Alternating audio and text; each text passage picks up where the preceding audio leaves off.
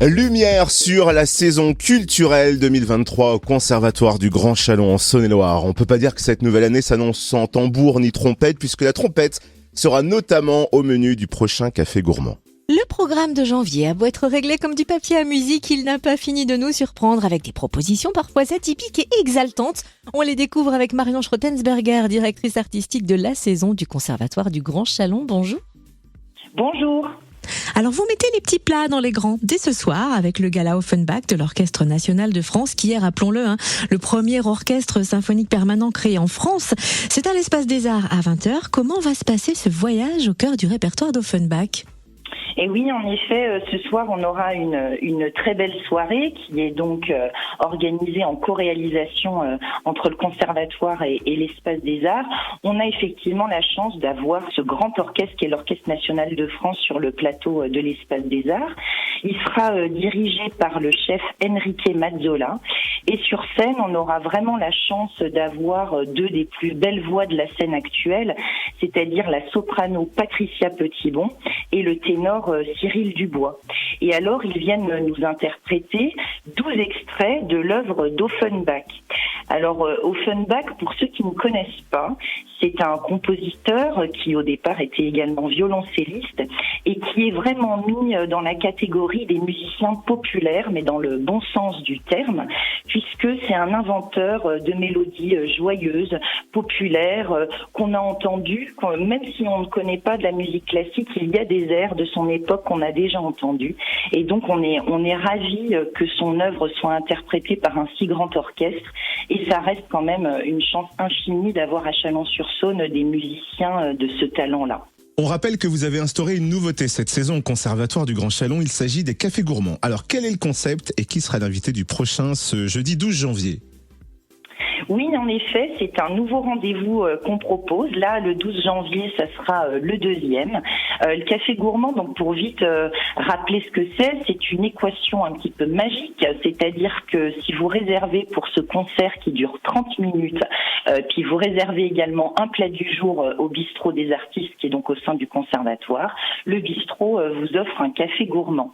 Et c'est un rendez-vous dont on est vraiment content, surtout suite au premier, qui a mélangé un public vraiment varié pour des expériences sonores très différentes, puisque le premier, c'était des chaconnes qui étaient interprétés par l'altiste Patrick Auriol. Et là, le deuxième, le 12 janvier, on a la chance d'avoir Timothée Coste, qu'on recevra d'ailleurs en avril avec son ensemble contemporain. Mais là, il vient tout seul, enfin en tout cas plutôt accompagné de sa trompette. Et c'est un trompettiste-compositeur qui fait des choses plutôt pas banales avec sa trompette. Alors comme tous les trompettistes, il souffle dedans, mais pas forcément à des endroits attendus. Il tape dessus, il produit des sons, des souffles, des larcènes.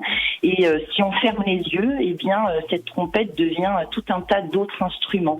Donc c'est vraiment une expérience sonore formidable. Et ce format d'un concert de 30 minutes où on est sur le plateau avec le musicien dans un univers un peu cocon, parce qu'on met des chaises longues, des coussins et tout ça, nous permet vraiment d'écouter, d'être curieux d'une musique qu'on ne connaît pas forcément, mais sur un temps court où on peut la découvrir. D'ailleurs, n'hésitez pas à aller sur la page Facebook du Conservatoire du Grand Chalon, car vous avez laissé une petite vidéo de présentation très originale qui donne vraiment envie de découvrir le travail de Timothée Coste. Le 18 janvier, vous proposez sur le plateau de l'auditorium une expérience peu commune encore une fois qui attise notre curiosité, puisque c'est une expérience sensorielle, ludique, mais de quel genre précisément ? Oui, c'est les Madeleines dans la galaxie. C'est une expérience effectivement sonore ludique qui est vraiment pour un public familial, d'enfants à partir de 6 ans et puis jusqu'à plus d'âge. Ça dure 30 minutes aussi. C'est une sorte de déambulation sonore. Cet ensemble en fait travaille avec des cuivres et ces cuivres-là sont mis comme un peu des arbres magiques, des plantes sonores à travers l'espace et produisent également des mélodies et des sons assez étonnants. Un peu comme Timothée Coste, il développe des sons et des musiques particulières. C'est un univers sonore assez féerique, je dirais. On n'oublie pas les hauts du panier, spectacle apéro en fin de marché, proposé une fois par mois environ. Le prochain est prévu au théâtre Piccolo dimanche 22 janvier avec un duo assez incroyable. Est-ce que vous pouvez nous le présenter ? Oui, c'est le duo Odyssée, qui est formé par une violoniste Alexandra Soum et un vibraphoniste Ilya Amar. Alors en fait, ils avaient surtout envie de travailler ensemble, et pourtant le répertoire violon-vibraphone, il n'existe pas. Donc Ilya Amar, le vibraphoniste, a transcrit et écrit pour le duo, en s'inspirant finalement de leurs influences qui étaient très variées. Ce qui fait que c'est un programme qui passe à la fois par de la musique, on va dire classique, par Bartók, mais qui va dans la musique traditionnelle, juive, roumaine, arabe, espagnole. Et donc ça fait un programme qui nous fait voyager, qui est interprété pareil par deux musiciens de grand talent, d'une technicité incroyable. Et puis ça reste un rendez-vous qui est très chaleureux dans ce théâtre Piccolo, qui reste un écrin formidable qu'on a au centre de Chalon-sur-Saône, avec un apéro qui est offert au public pour poursuivre ce moment chaleureux et ce moment de rencontre. Et le mois de janvier se clôturera avec la nuit des conservatoires le 27 janvier, 10e édition. Comment va-t-on fêter cet anniversaire peu banal au Conservatoire du Grand Chalon ? Et oui, ça fait déjà 10 ans que la nuit des conservatoires existe, et maintenant elle est nationale, cette fête. Il y a plus de 42 conservatoires en France qui la célèbrent. On n'est pas peu fiers quand même de dire qu'elle a été inventée par Chalon-sur-Saône et particulièrement par le directeur Robert Lorca. Et ça reste un événement très important parce qu'il remet au centre de notre réflexion le fait qu'un conservatoire reste un outil public ouvert à toutes et tous.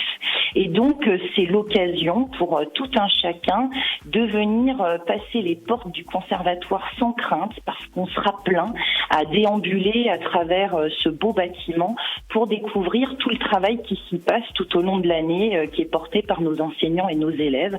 Donc, dans chaque recoin, il y aura du théâtre, de la musique, de la danse, sur le plateau de l'auditorium également. Et puis, souvent, c'est l'occasion pour les gens de se donner envie de peut-être s'inscrire l'année prochaine au conservatoire et d'essayer de remettre au centre de leur vie la pratique culturelle.